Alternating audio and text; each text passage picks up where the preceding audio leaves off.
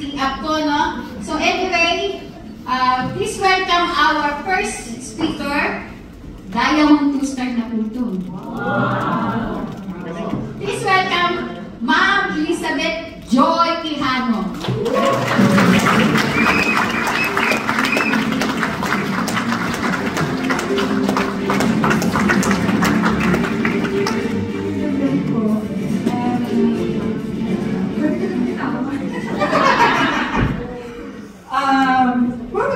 Sanay po akong magsalita sa mga magsasaka, mangingisda, iba't po. Pero sa mga rich and famous, and beautiful and humble. Ito po yung unang pagkakataon na ako'y magbabahagi ng aking journey. Ako po pala si Elizabeth Joy Quijano, isang single mom. I'm 60 years old. Tanungin niyo kung bakit?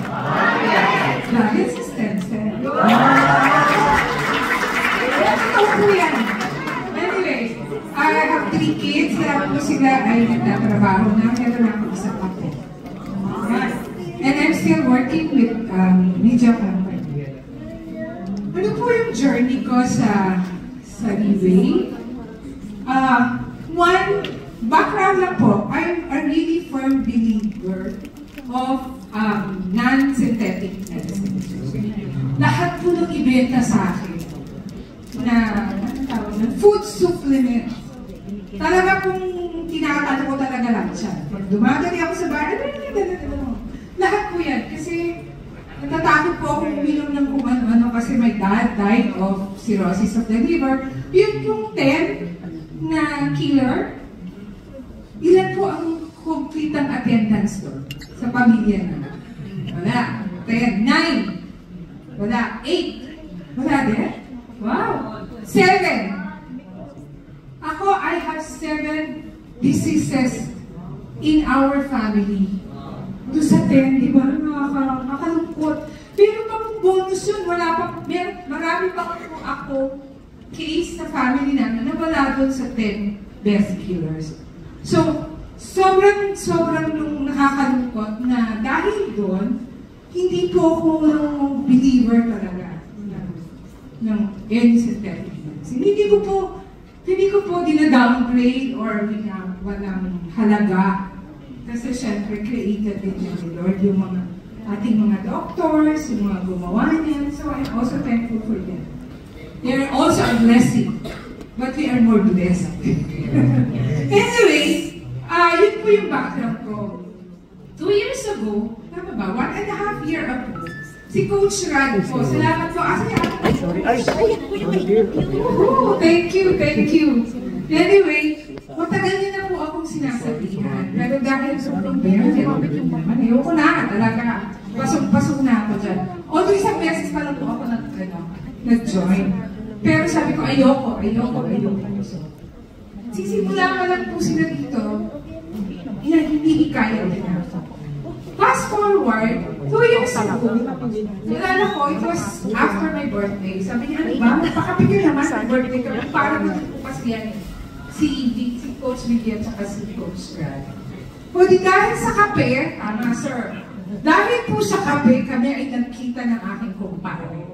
Pagpasok niya po yung Starbucks, lo and behold, sabi ko, wow, ang gwapo ng kumpare ko Wala akong mali siya yan love ko po yung aking kumare. Anyway, sabi ko, ano nangyari? Bakit ang gwapo niya?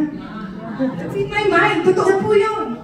So pag po, kwento-kwentuhan. Pero sabi ko sa kanya, teka, ano nangyari? Bakit ang gwapo mo? Hindi niya ako sinagot, dinedma ako. Tapos, kwento-kwento ulit, fast forward ulit, pauwi na kami.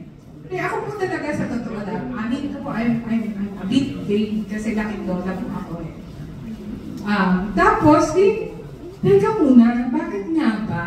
Anong nangyari? So sabi niya sa akin, anong ginawa mo? Sabi niya sa akin, nag-take ako ng stem cell. Diba? So, gusto ko na po talagang mag-stem cell noon pa. Kaya lang ako po ay sidilang na dukha. So, hindi ko kaya. But I really believe in the power of stem cell. Hindi power, yung effectivity niya. Efficacy. Kaya ayoko mag-English, nabubudol ako. Anyway, yung galing niya talaga. So, sinabi, without any explanation, sabi ko kay parang Coach Brad, gusto ko yan. Kahit anong mangyari. Hindi po ako pinilit. Siya po ang pinilit ko. Napahiramin ako ng isang bote. So never, hindi niya ako pinilit ko po siya. Nung gabi na yun, sumama po ako sa bahay nila. Ay, hindi. The following day, following 2 days, sumama po ako sa bahay nila. Hindi ko na po siya pinakawalan. Kailangan kong makainom niya. And the rest is history. So, little did I know, ako talaga, gusto ko lang talagang mapanatili ang aking kagandahan. Wow! Joke lang po, joke lang. Kahit nagdigosa po ako, gusto ko lang talaga, wala po akong ibang intention. It's really just for physical. Maarte lang po ako, tsaka ingitera ako sa mga taong magaganda. Nagwapo. Katulad po natin lahat. So, sabi ko, gusto ko yan. So, kumuha ako ng isang bote. True enough, after 10 days, yung time na yun, wala yung rashes sa mukha. Natakot ako magpa-check up kasi it's either I have a problem in my liver or sa aking kidney. Sabi ko ako, yung healthy ko naman, di ba? So, kahit ano pa ng healthy mo, the stress. Yes. Yung toxic ng environment will really kill you. Kasi ako healthy ako eh. Hindi pa ako nagkakaroon. Hindi pa ako wala. Talagang super healthy, but still, I know I'm not healthy. So sabi ko, after 10 days, sabi ko sa kumpanya, padala po ako ng picture before and after. Sabi ko, uy, tingnan niyo. Kinis na ng mukha ko. Tama ba? Anyway, so that was after 10 days. Tapos, little did I know, kasi meron po akong scoliosis simula ng bata ko. So yung pain, ay kakambal ko po yan, simula nung maliit ako. Kaya lang habang nagkakaedad tayo, yung pain gumagrabe, di ba? May mga, halos gabi-gabi po hindi ako nakakatulog kasi kailangan kong i-posisyon yung likod ko kasi lumbar scoliosis. Plus, ayoko po mag-take masyado ng pain reliever. So it's more of exercise, pero hindi nawawala sa exercise siguro because of age. Totoo yun. So, sabi ko, bakit parang hindi na sumasagat ang likod ko? Tapos bakit parang pag tumatayo ako, ang bilis ko lang tumayo. Tapos, meron pa po ako isang kondisyon. Nung nagpa-APE po ako sa office, sabi ng doktor namin, I have a crooked vein. Di ba? Narinig niyo na po yun? Meron pa gano'n? Meron po ako. Sabi ko sa doktor, bakit wala ka ng crooked vein? Wala naman akong bisyo. Sabi niya, mami, ilang taong ka na ba? O di siyempre, sabi ko, 59. Yun na po yung dahilan. Habang tumatanda daw po tayo, yung mga vein sa heart natin, nagkakaroon ng deformity. And kaya tayo hinihingal. So, ang ginawa ko, siyempre, dahil meron na akong stem cell, una po yung aking scoliosis. Simula, praise God. I prayed for this. Nung nalaman ko na may sakit yung kuya ko, he has heart problem, he has a gangrene for 15 years. Tapos nakita ko yung kuya ko, pinasya ko po sa IKEA. Simula lang po dito hanggang doon, hindi na po siya nakalakad. So sabi ko, Lord, bigyan mo kami ng wisdom kung anong gagawin. Kasi ayoko pong matali yung kapatid ko. At lalo ayoko siyang mamatay. Sa isang procedure or anything na pagsisisihan namin, tapos hindi rin naman siya magiging okay. Kaya po siguro, naniniwala ako na lahat ng bagay sa buhay natin, na nangyayari sa buhay natin, may dahilan. Yes. Diba? Kung pangit ka ngayon, ngayon ka naligo. Kung maganda ka ngayon, baka nag-stem cell ka.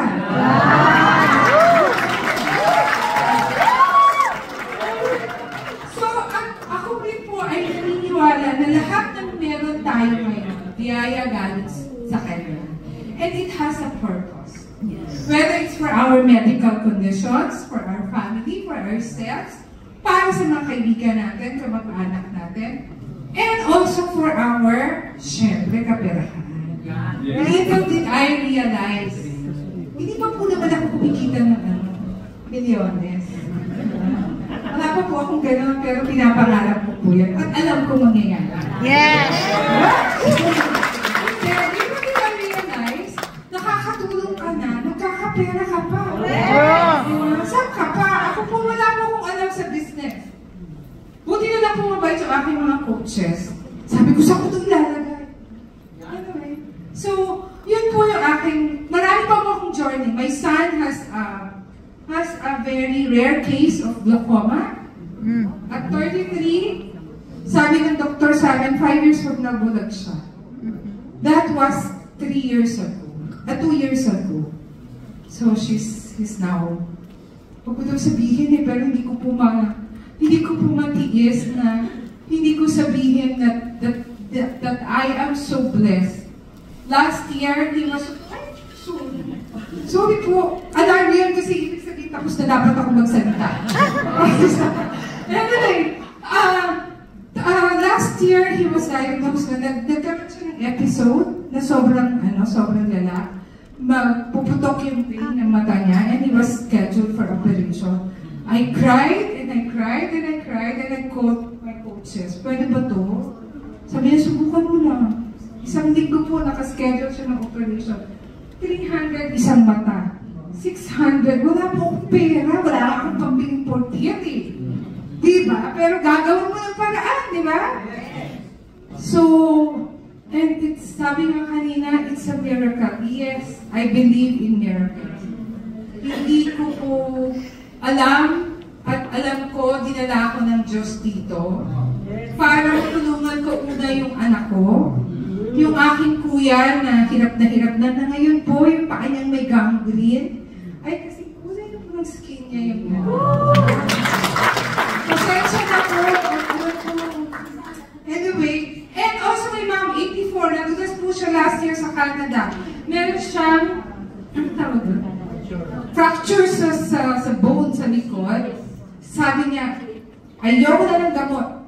Madala niyo ako dito ng stem cell. So, parang kaming lahat pong pamilya. And she's now nakakalakad. Hindi ko alam kung ano yun. It's the stem cell with the prayers and of course with our faith. So, ako po ay nagpapasalamat sa kumpanya. Sa lahat po ng nandito, hindi po aksidente talaga na nandito kayo. It wasn't an accident na kinita ko yung aking kumpare. So, wag na po kayong magpatumpik-tumpik, hindi po ako nagpatumpik-tumpik. Hindi nga po ako umarte ng OPP, sa totoo lang naman yung gawin. Pero ako po, walang OPP, walang product presentation, basta gusto ko. Yun yung dapat meron tayo. Kahit anong mangyari, dahil ito ay biyaya galing sa may kapal, dapat po ay pangalagaan natin and i-share natin. Kasi tayo po ay na-bless. With that, thank you po.